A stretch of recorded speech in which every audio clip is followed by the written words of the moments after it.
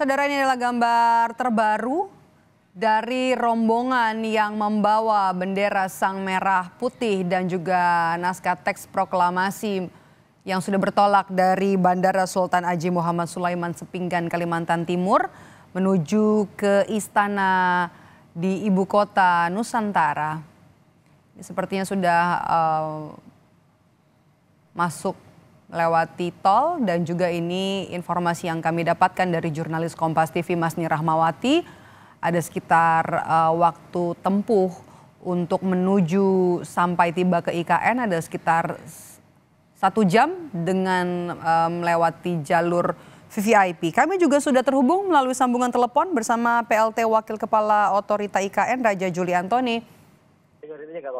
Bung Raja, terima kasih sudah meluangkan waktu untuk Breaking News Kompas TV.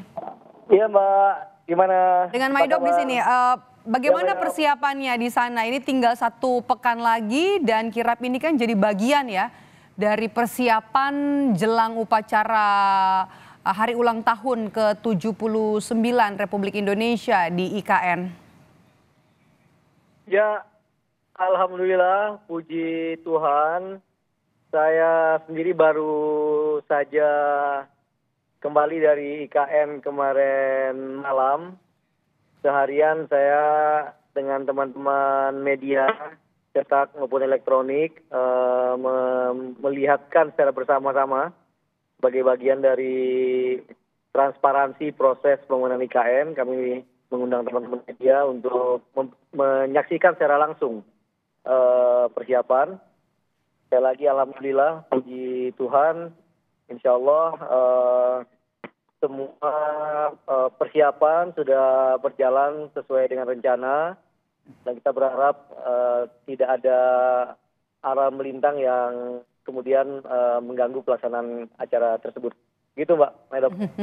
Ini jadi menarik ya, kirap hari ini dari Monas tadi juga sampai ke Lanut Halim Perdana Kusuma, kemudian dari Halim tiba di Bandara Sepinggan, dan kemudian dari Bandara Sepinggan nanti akan dibawa ke IKN. Jadi bagian dari catatan sejarah sebenarnya ya untuk bangsa Indonesia sendiri, karena untuk kali pertama Sang Merah Putih atau duplikat dari bendera pusaka ini akan berada di Kalimantan Timur. Benar Mbak, jadi saya sampaikan juga ke teman-teman media kemarin bahwa pembangunan IKN ini tidak hanya sekedar membangun fisik ya. Namun lebih jauh lagi ini merupakan sebuah kebanggaan kita sebagai bangsa, di mana dari awal dirancang ya, waktu itu diadakan sayembara, kemudian rancangan arsitekturnya, interiornya, landscape-nya, sampai hal teknis itu dikerjakan oleh anak muda bangsa ya. Nah itu termasuk kirap hari ini merupakan sesuatu yang sangat historical, dan tentu ini adalah langkah baik bagi bangsa ini untuk memperlihatkan bahwa kita bisa membangun ibu kota, istana ya, lebih spesifik lagi, bukan istana dibangun oleh kolonial tapi oleh anak bangsa sendiri. Ya. Bagian dari sejarah ya, 2019 sejak Presiden Joko Widodo ini merencanakan atau mencanangkan perpindahan ibu kota ke Penajam Pasir Utara, dan akhirnya ya kalau kita lihat flashback ke 5 tahun lalu, sekarang kita sudah tiba di tahun 2024 dan semakin dekat dengan persiapan untuk pembangunan istana begitu ya. Istana juga hampir rampung ya, hampir 90%, atau sudah sejauh mana nanti pembangunannya, Mas Angka Raja? persisnya coba dicek ke teman PUPR Mbak, tapi 2 minggu yang lalu Pak Presiden sudah mulai ngantor di sana ya, dan sekarang kondisi terakhir jauh lebih baik ketimbang Pak Jokowi datang ya.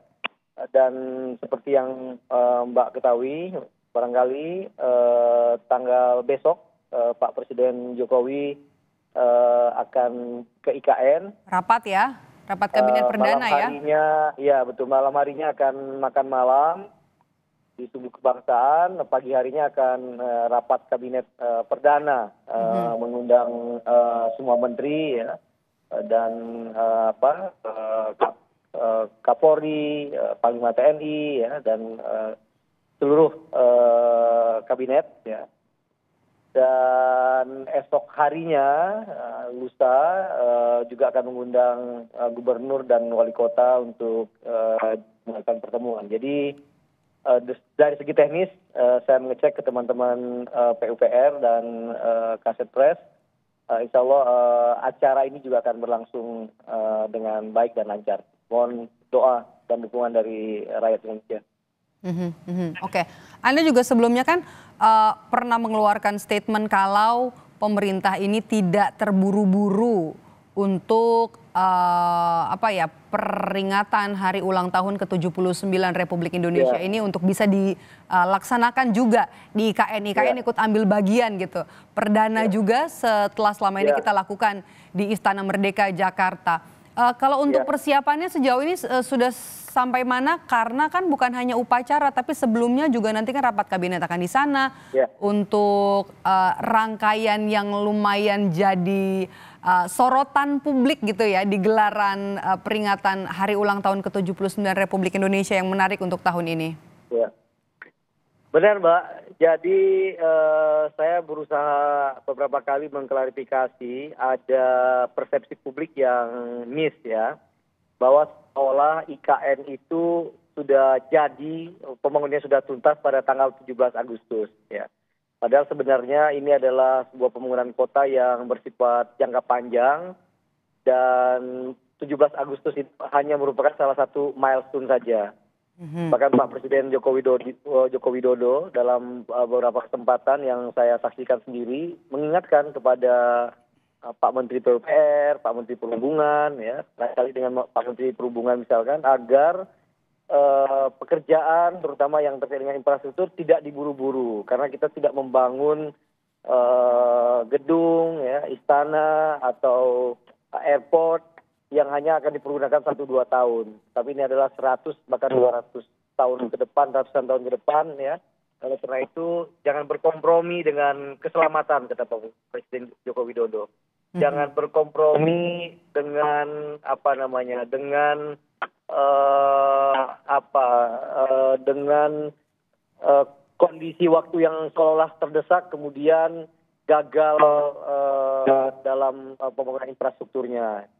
Jadi sekali lagi secara umum ya untuk keperluan baik yang rapat kabinet dan pertemuan dengan bupati, wali kota dan gubernur di Indonesia plus persiapan 17 Agustus yang dimulai dengan renungan suci pada 16 dini hari ya, infrastruktur dasarnya sudah siap untuk itu, Mbak ya.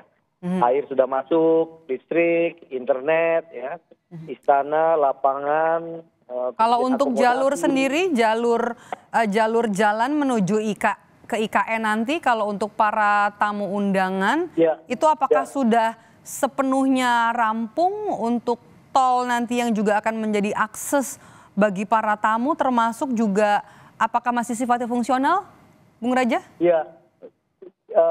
Jalan, jadi tetap ada 2 jalur, Mbak, yang bisa didatangi, yang bisa dilalui oleh tamu undangan, ya.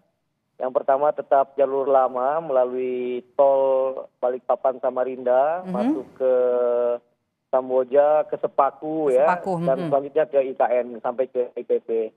Namun juga bisa mempergunakan tol yang tadi masih yang sudah fungsional, Mbak, yang jalur yang dilewati oleh rombongan kirap hari ini berarti ya? Yang rombongan hari ini atau yang dilalui oleh Pak Jokowi melalui sepeda motor. Ini sudah ngirit sekitar 1 jam dari jalur yang biasanya.